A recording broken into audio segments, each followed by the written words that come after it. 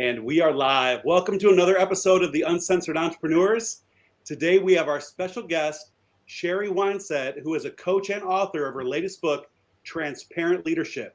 We are going to be discussing women leadership and how to become a true leader by being transparent and authentic. So stay tuned and we'll see you on the inside.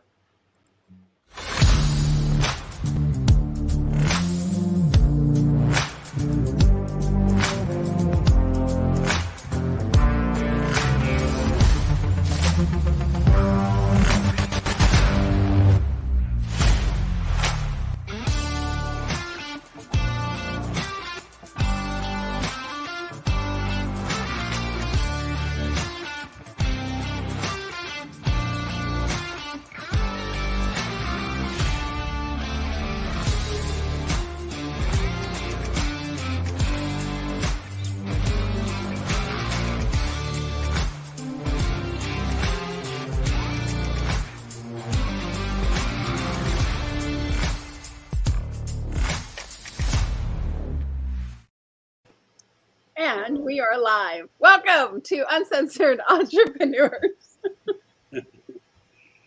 What's going on, ladies? We have had technical difficulties for the last 2 months. But we're good today. Today we're good. I can actually hear all of you guys, and you're like, not that anymore. So it's excellent. That may be what we actually sound like, Christina. I mean, it's really hard to tell. AI-generated people, right? Yes. Guys, we have a guest today. Tina, oh my God, I'm so excited. This is my good friend and client and good friend and client, Sheri Winesett. Equally weighted. Welcome, Sheri. Thank you. So excited to be here. So Sheri has a little announcement to make. This is her first official live announcement about this amazing project that we've been working on. That she's been working on. Yeah. Right. For the last 6 months. So go ahead, Sheri. Sheri, tell us a little bit about this. You know what? Before we can get into the project, on the spot right now.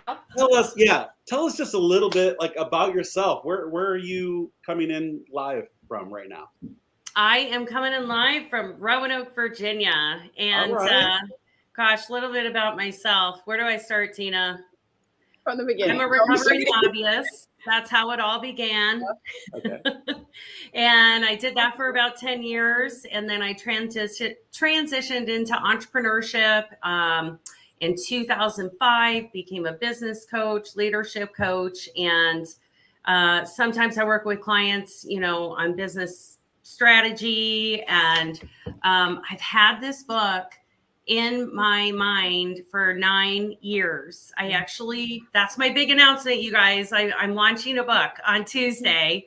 It's called Transparent Leadership for Women Who Mean Business. And it's been in my head. Not even in my head, you guys, on paper. I've had the outline for 9 years.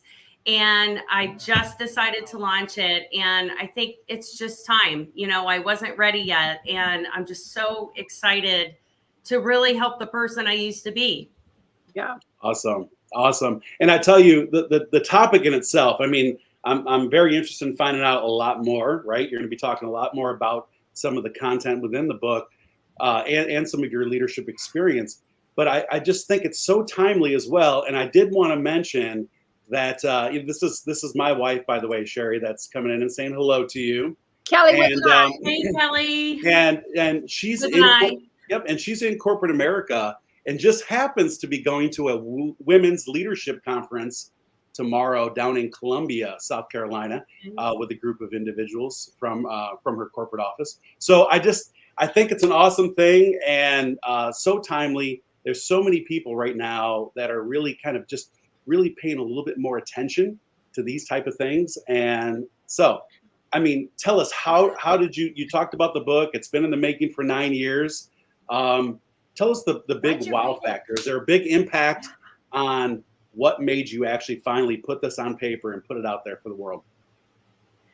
My aha moment was really, I was trying to figure out who this book was for because, I I've been a franchise executive. I've been a fractional executive for other companies. As I mentioned, a business coach, coaching a lot of different clients, men, women, startups, legacy companies.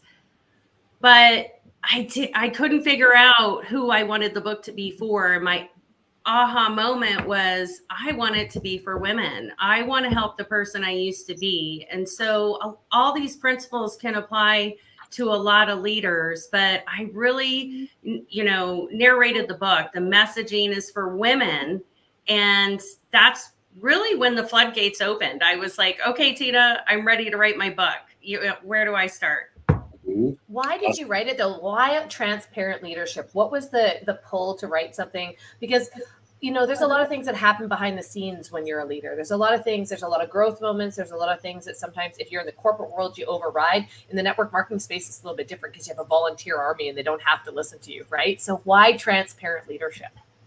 Yeah, that is such a great question. So, I've seen a lot of companies fall apart because leaders lacked authenticity. I've seen successful law firms shut down and equity partners because of lack of integrity. Organizations hurt all the time and time again because they don't pay attention to things like measurement, the correct numbers in the business, or ask the right questions. They lack transparency. And all these red flags are indicators of good or bad leadership. It's actually indicators of poor leadership. And so that's what it is. People want people who are going to lead with the wisdom and the heart, but they want transparency these days. It's like, just tell me the numbers. And the reason I wanted to write it for women is because, we wear so many hats, right? And sometimes, we say, hey, should I put my career on the back burner, or should I put my dreams on the back burner? And, no, you should never put yours on the back burner. You can still be the caretaker, the mother, and everything else, and go through all the seasons, but just realize it's just a season. Just don't give up on your dream. Because women have, Robert, no offense, have unique abilities to lead. Yes. Oh, I'm here to support that mission, by the way. I can recognize, I absolutely, over the years. Robert, I asked him to be on this podcast. He was the first one I asked. Yeah. I women. He was like, Oh, I was like, it'll just feel like home, right? It'll just feel like home. No, but absolutely. And quite honestly, that's the beautiful thing, right? That's the beautiful thing, even about like a partnership in both business and in the home, is that there's these qualities that each individual brings to the table. And you're right. There is there's the ability to multitask and to do many things that I know that I'm not capable to do. It's awesome. And I want to continue to hear a lot more about this transparency and authenticity, because you've mentioned that a few times. It's obviously in the title. That is so powerful because, I'm also one of those old school coaches that goes back 24 years, right? 24 years when we didn't have all of this. Everything was in front of individuals. A lot of it was, just based on, things that we were reading and presenting from books and from slides. And back then, most of it was kind of just emulated through, just corporate training. And it just seemed to be very just mundane and duplicated over and over and over again. There was no transparency. There was no authenticity because it didn't include like the true spirit and soul of each individual. It was just a corporate message. And so, again, that's why I say this is so awesome, and it's a great topic overall. Even though we talk about women in leadership, I think every single person should read this book. So it's definitely a good book, and she talks about the 7 keys of leadership. So Sheri, if you would, could you share 1 or 2 of those keys for us and let us know what people can expect from this book? Oh man, which 1 or 2 do I share? They're all so good. Well, Robert, I love what you said, and I love that you've had that experience as a business coach to see it in so many different organizations, but also as a former corporate, exec or employee, whichever, that transitioned into this world. And one of the, people just want you to be authentic. And it's really hard to be a great leader when you're being someone you think others think you're supposed to be.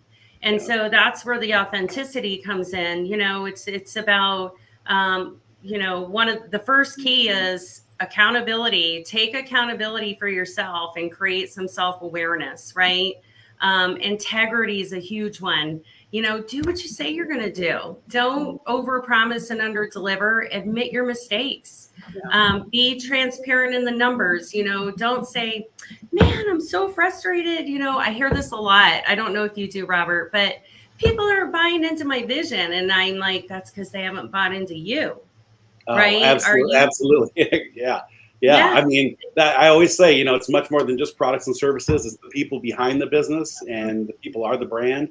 Most people don't realize that. We think that we just represent big corporate image or whatever that may be, or a product or a service. And absolutely.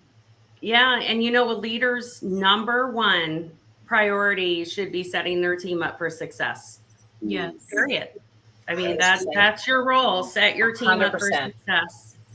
And they're not going to be successful if you're not leading by example, right? So when your team sees that you're offering customer service, or how you actually manage the different entities within the organization, it's easier for them to kind of assimilate what you're doing and, take on those roles and responsibilities in the way that you want your business to be shown and ran.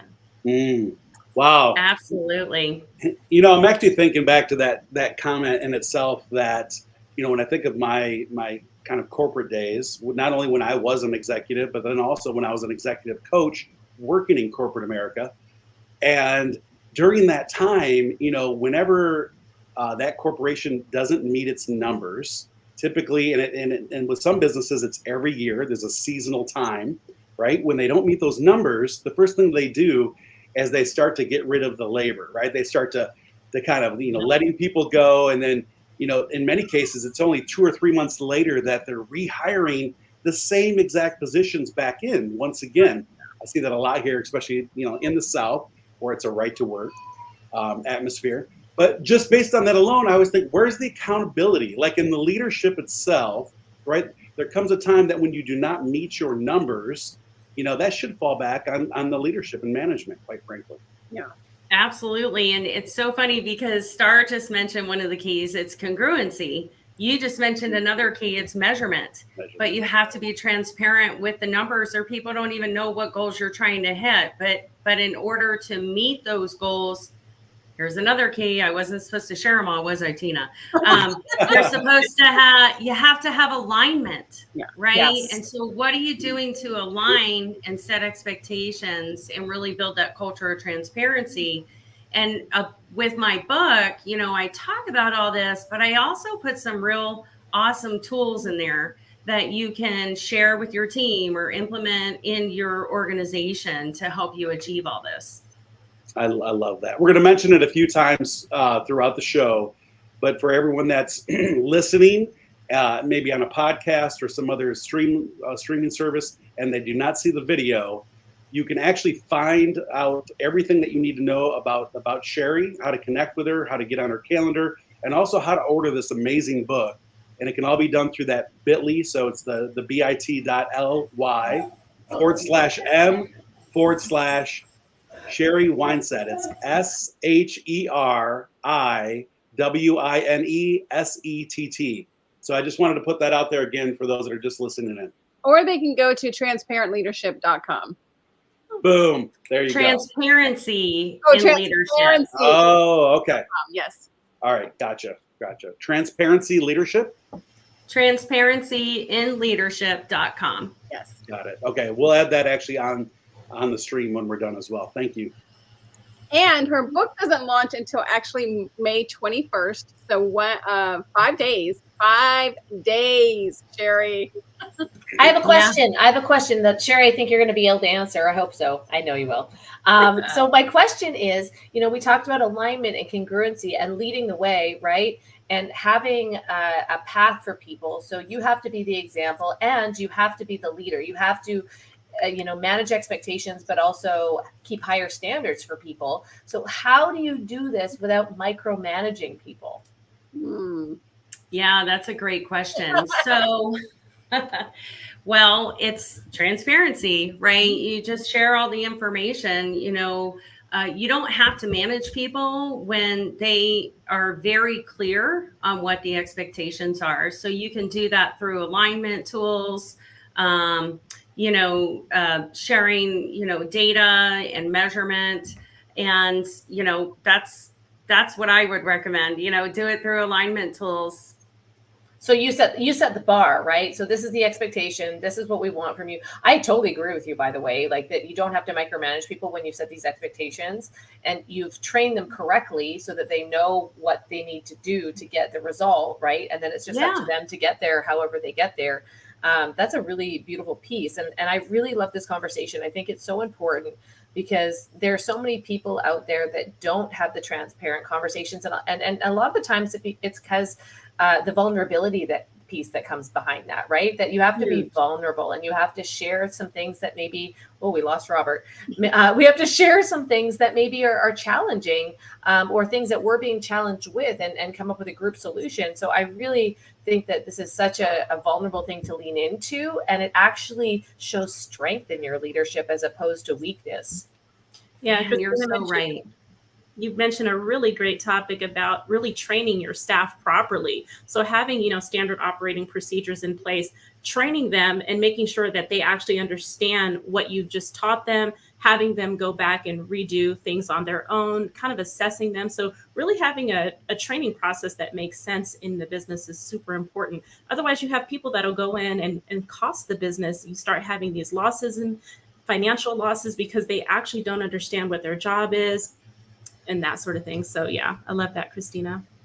I like how you talk about the alignment, having your whole team in alignment in your book. And it's so hard to find people who align with your vision, your mission, your brand. And then you find somebody and then they're like, we found something else we're going to go to. So it's so hard to get that alignment with your whole team. What are some of your tips that we can do to keep our whole team aligned for our business? Well, it's regular communication. Like if we look at, anywhere that we have a breakdown in our life, whether it's personally, at home or, with friends or at work, it's usually because of a lack of communication, right? We weren't communicating clearly. We weren't being authentic in our communication. So it's really important that you create those environments for people to communicate and ask questions, be an active listener. So you can have meetings, but they have to be meetings that are structured and valuable and really value everyone's time. You can do, obviously, your planning days. I work with huge corporations, you guys, that still bring in their teams for 90-day planning. And what that is, it's just to get them all aligned. What's your plan? What's your plan? Maybe I'll tweak my plan to align with your plan, right? You can do group coaching, can get everyone aligned. There's so many things, so many tools you can give them. And something you guys said that I want to go back to is, I love how you say, no leader wants to micromanage. They just don't know how not to if they don't have the right tools, right, to not be that type of leader. But it really goes back to setting your team up for success. It's like, Star, you were saying, if somebody, let's say sales, isn't hitting their numbers, well, instead of just going out and, finding a new sales team, it's like you have to take a step back as a leader and say, have I set them up for success? Is the system the right system? Do they have the tools they need to be successful? Do they have the right CRM? Whatever it is. And if you can say yes, yes, and yes, then do I have the right person on the team? But it's not, So I love how you were kind of alluding to that. That comes back to what Robert was saying about ownership and accountability. Yeah.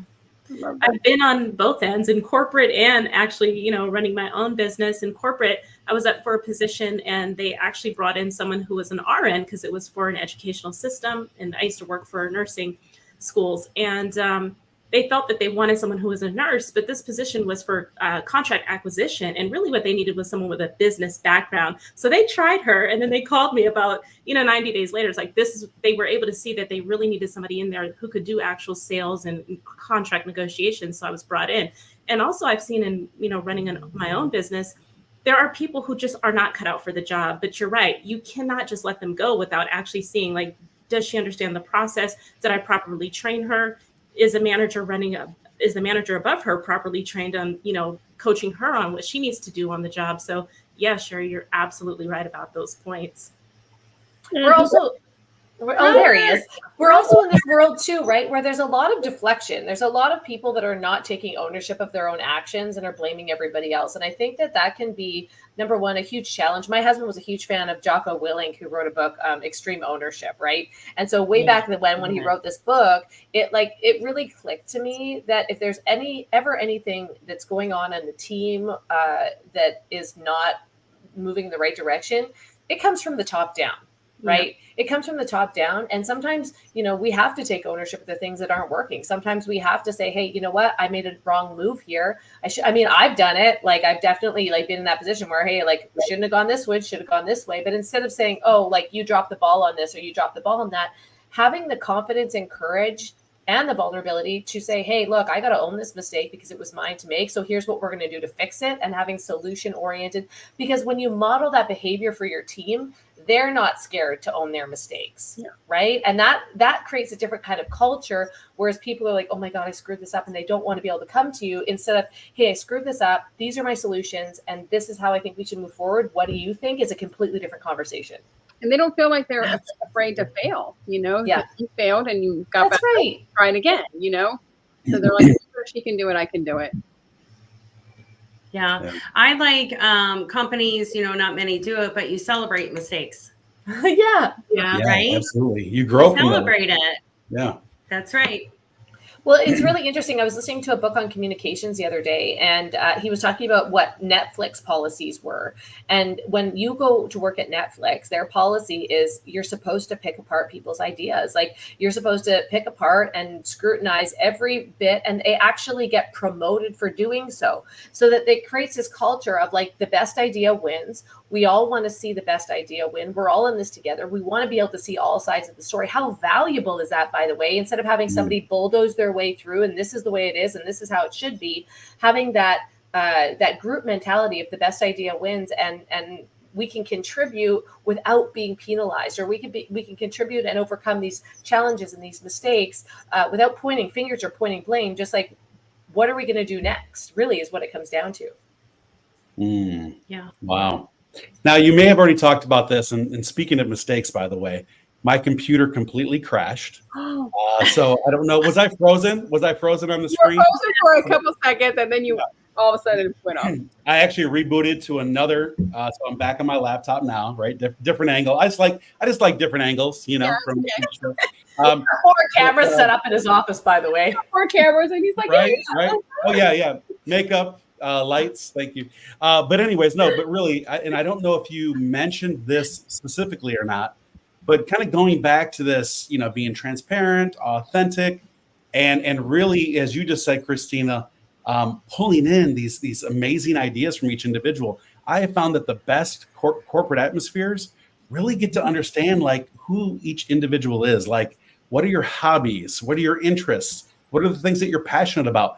Because in many cases, whenever it comes to actually sitting down and going over someone's, annual review or whatever it may be, they're really in just the wrong position. They could be the most talented individuals within that company, and they're just placed in the wrong position. And so I think understanding these things also is very, very important, both in corporate atmosphere, but also, just even as an entrepreneur, when you're collaborating with people, really understanding the strengths and weaknesses of each person.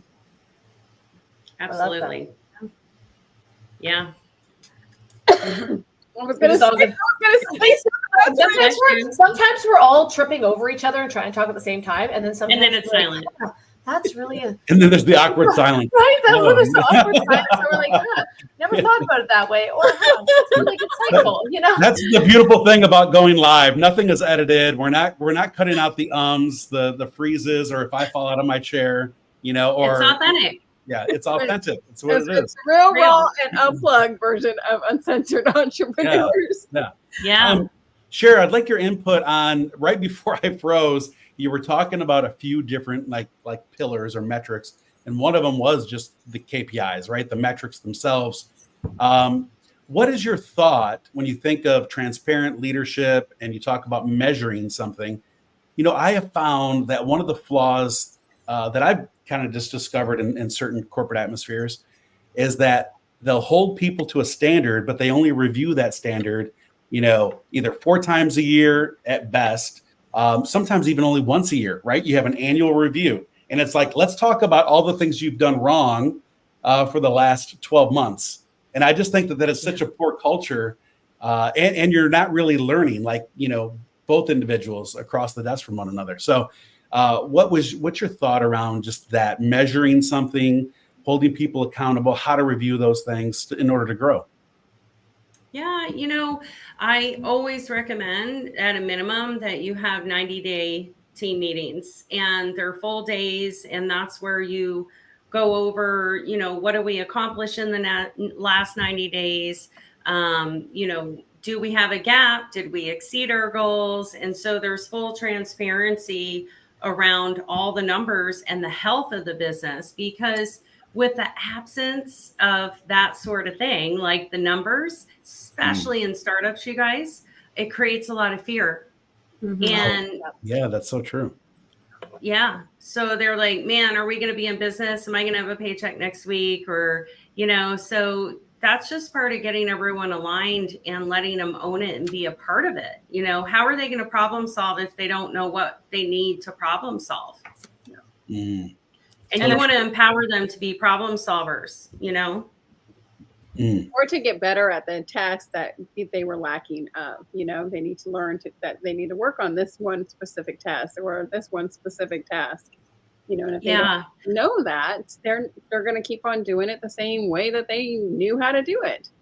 Yeah. And you know, everybody can own a number. That's the key, right? You don't go in with like, well, who owns that number? It's like everybody owns a number, or they know what number they're contributing to. So when you look at the number, if they exceeded it, awesome. What did you guys do to exceed that goal? Like, share it with the rest of the group. But if there's a gap, you just say, well, how can we help you close the gap? And you just have that open communication. Well, we really could have used this resource, or we felt like we could have done better in this area, or right. And that's building trust, just having that communication. So that is so true. I like that you mentioned resources. Again, whether you're kind of on this entrepreneurial island and you're trying to figure out your own gaps along the way, you know, is just using resources effectively, actually understanding those. And the best way you can do that is through teamwork, through collaboration.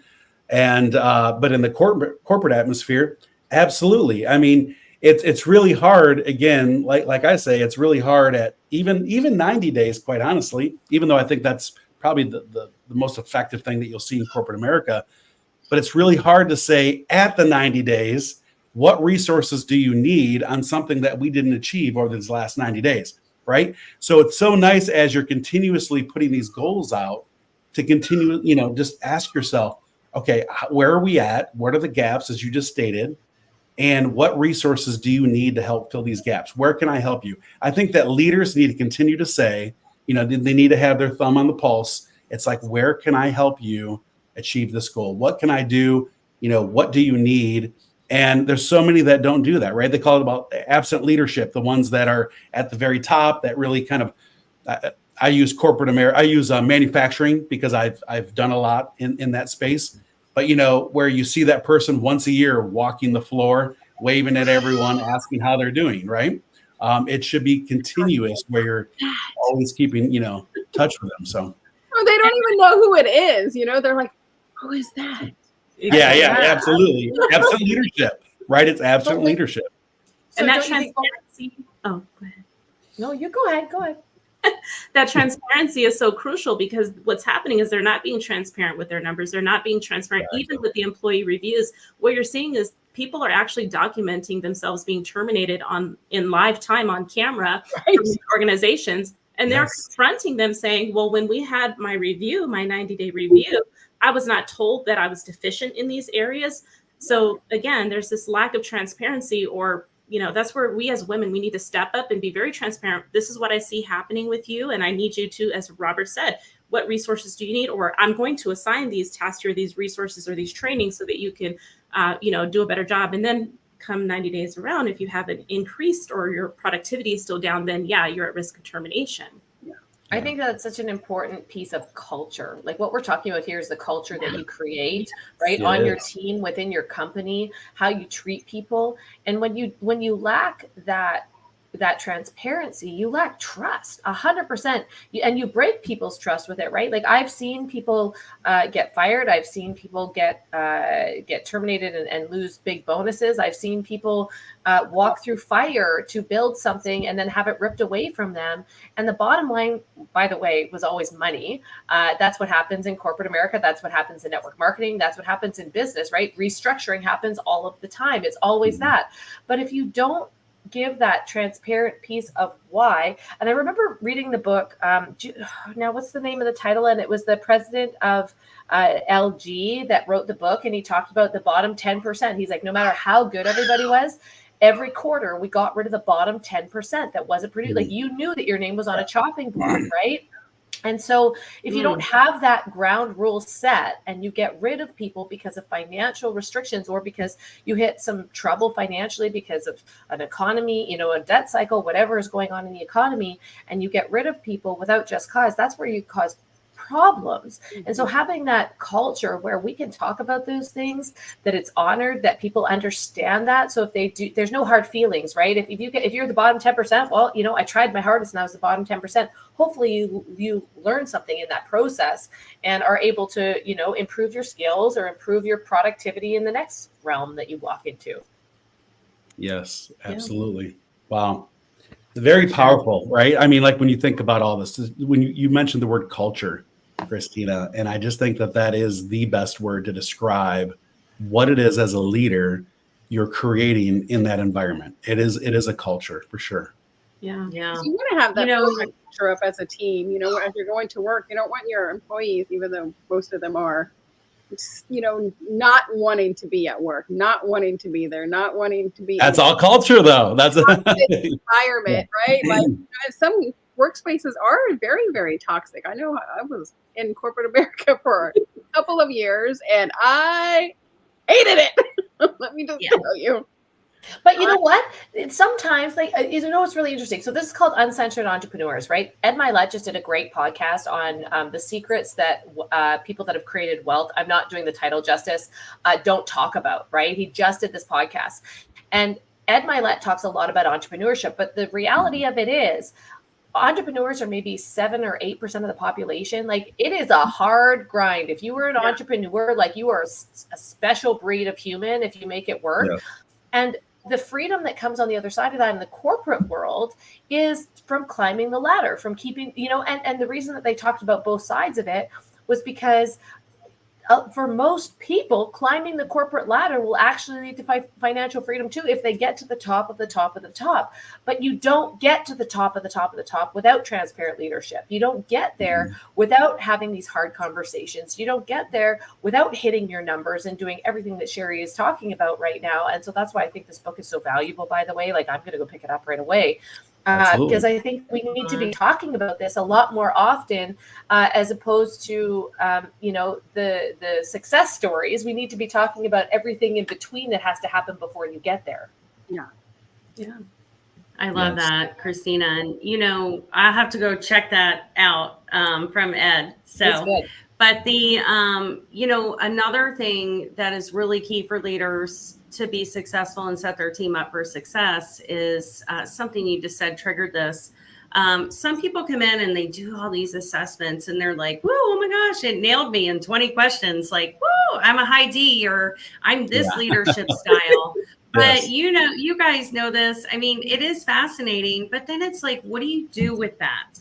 And what you're supposed to do with it is you're supposed to use those and adapt your style to others. Yes. Right? So a lot of people come in and say, I'm this type of leader, or we need this type of leader. And really, we need someone who can be an active listener and be observant and understand what type of leader the person you are leading needs you to be, and adapt to that leadership style, because we're all a little different, right? We're all motivated by different leadership styles. Yeah. Yes, absolutely. Absolutely. You know, the other thing I found, because we're talking a lot about leadership, and I feel that in many cases, again, taking a peek into corporate America once again, just based on experience, that we also assume that someone that's very, very good at their job can immediately become an effective leader or a manager, right? And they don't even want to be. Right, and they don't even want to be. But that's what we see statistically. You talked about the corporate ladder, Christina. Many times it's not just self-achieved or something that people are looking forward to as a goal. They're pushed up the corporate ladder, right? Because of seniority or whatever it may be, and they're not even effective leaders. They don't want to be in that position, as you stated, Sheri. So that's another thing that I would just say as a key indicator that a lot of people need to take a hard look at. Really understand your employees. It's why you should be having these conversations and being transparent. It may be something that they're absolutely not interested in, and they're just really, really good at what they're doing. And there's so many people that are perfectly fine with retiring, at that skill set, and that's wonderful as well. Yeah, and we keep talking about corporate America, but this applies to entrepreneurs. This applies to startups that are starting organizations, but really they're a bunch of entrepreneurs just trying to hustle and make it happen. It is leaders in network marketing. Something Ray Higdon said that always resonated with me was help the person you used to be. And I think it's really important to remember that as a leader, that you were once in their shoes. Yeah. Yes. Right. And so, don't be this high almighty, remember who you were and how much you were needed. And I talk a lot about in my book, just how important mentorship is. Yeah. If you could really reflect on, even if you had one great mentor in your life, just, who are you mentoring? Because we all have a responsibility to lead, and how the next generation that we're leading, by the way, is, how we're leading them is how they're going to lead others in the future. Oh, so absolutely. I'm so glad you mentioned that as being, that this applies to entrepreneurship, and also even in your own household, right? Yes. Mothers and fathers alike. Like, what kind of leader are you? And I believe that the leader you are in one thing is typically the leader you are in all things. Yeah. You're doing it effectively. Absolutely. And it is so important for that. Sheri's been writing this book for the last 6 months or so. And at first she was, like she said, she was on a different path. She was wanting to go into the more corporate executive, men and women. And as she's writing it, I'm like, this is for women. You're talking to women here. And she was like, really? And I was like, you are talking to women. And so then we start going through it, and she's like, right, we are talking to women, because it's so important, because women always take the back seat, right? They always step back. They always, kind of go along with the flow, most of it. Christina's like, I don't. We're a team. Well, we're equal. I hear the leader. I hear the leader in the background there, Christina. That's the real boss. That's the real boss, the girl boss. He is definitely the real boss, right about now. And him and Izzy are like, hand in hand. She's like, you get it today, but I'm getting it for the next 3 days. Lord help me. But but that's the thing. It comes from the top down, in your family, in your business, in your team, all of those things. And I think that our greatest gift is being able to lead our children and be transparent with them too. There are times with Izzy that I'm like, I really screwed that up. I got mad and I shouldn't have. That was totally my fault, and take ownership of my parenting when it was my fault. Even yesterday, you know, and Izzy probably says, Mommy, I think you need to take ownership of this because this was on you today. Well, sometimes she'll say, Mom, I'm just a kid. And I'm like, oh, I'm like, you are just a kid. You're right. And I expected higher, you know, higher than your pay grade right now. I expected higher than that. That's their way of putting us in check. Just like that little moment, right? That little thing. And even yesterday, you know, we made some plans and we had to pivot on a dime. We were going to, this is such a silly example, but it's important because we had to pivot on a dime, and Ryan and I had to make an executive decision yesterday for our family. And we got off the phone call. We decided to do a different plan. And I looked at Izzy and she was in tears. And I was like, oh my gosh, what's going on? Why are you in tears? And she's like, Mom, because I was really looking forward to that. I was really looking forward to what we were going to do. And now we're not going to do that anymore.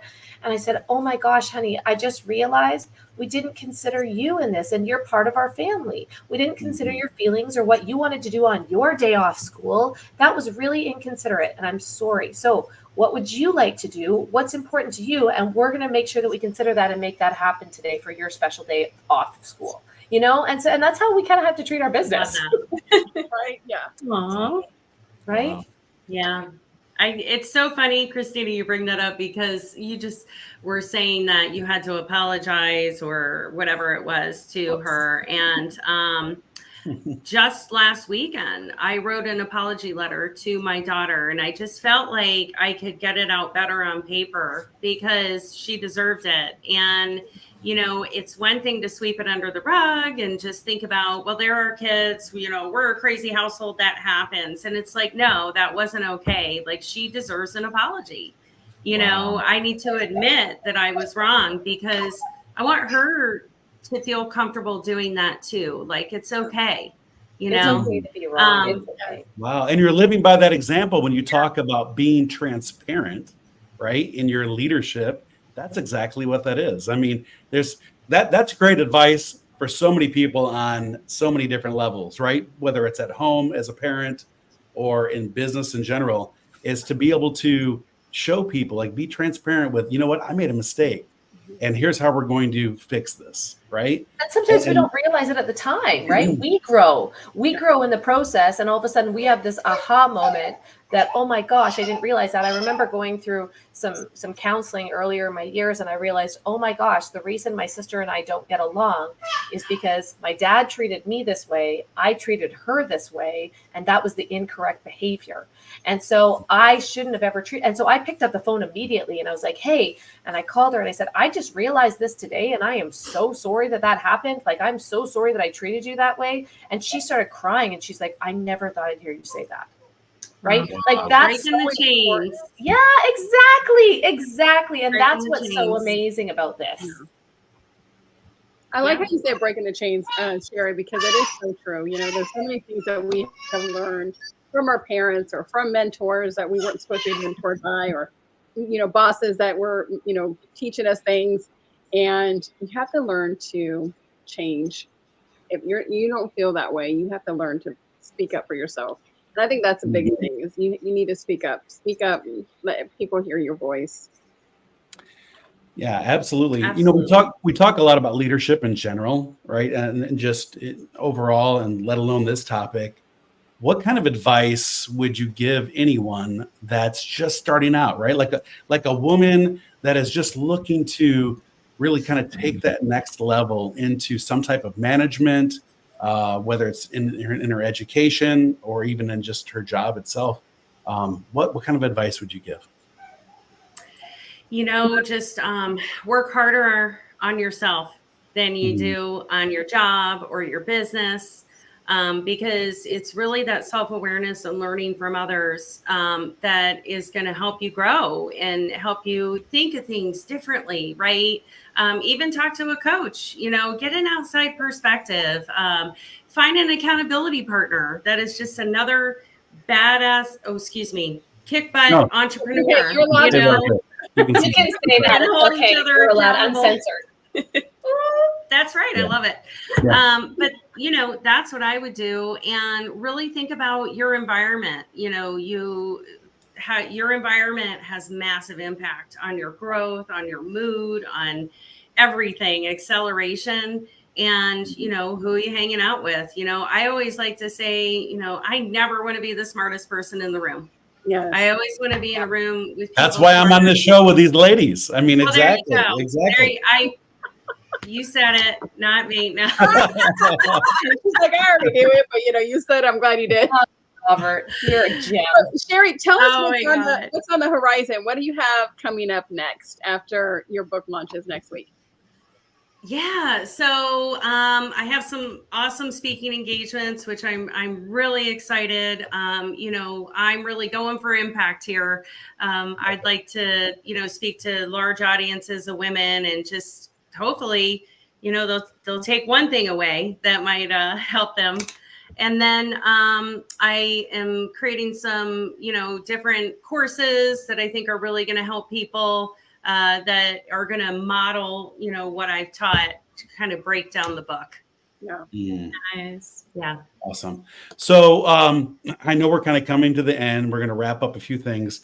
We could talk to you forever, and we will have you back on the show again, especially with just everything that's going on, right? I'm really excited to read the book, as well as we dive in. We'll have a lot more questions for you. For those that were just kind of listening in, we've put down a bit.ly where you can actually reach Sheri Winesett. But also, you had mentioned that if they go right to, do I have this right? Transparency in leadership. In leadership. Oh, Yeah. see, Fired. All right. See, I know. Right. You're fired. It's like The Apprentice today, Robert. I know. You know what? There's been a lot going Robert, on. it has been a little over a year, so we might need to have our year. Yeah, our year-end review. We need to have our year-end review. Quite honestly, for those that are just tuning in, I think they read it wrong. It says transparency in leadership. Okay, so transparencyinleadership.com. I put it up there one more time just so that you can see it. This will actually allow you to order the book in advance. And I'd like to do something. Is this book going to be available also digitally? It will be in the next 60 days. In the next 60 days. Okay. Here's what I would like to put out. For anyone that's listening to this episode now live or even later in the future, only for the next 30 days, because who knows where this video will end up. But over the next 30 days, if you actually put leadership, if you type leadership into any of our chats, I will make sure that you get a digital copy of Sheri's book when it comes out. So I think that this is just one of those things that will change the world. We need to get it out there to more people. And we truly just appreciate your time, Sheri. He's fighting for his job right now. You guys. He's Thank you so much. How's that for a year-end review?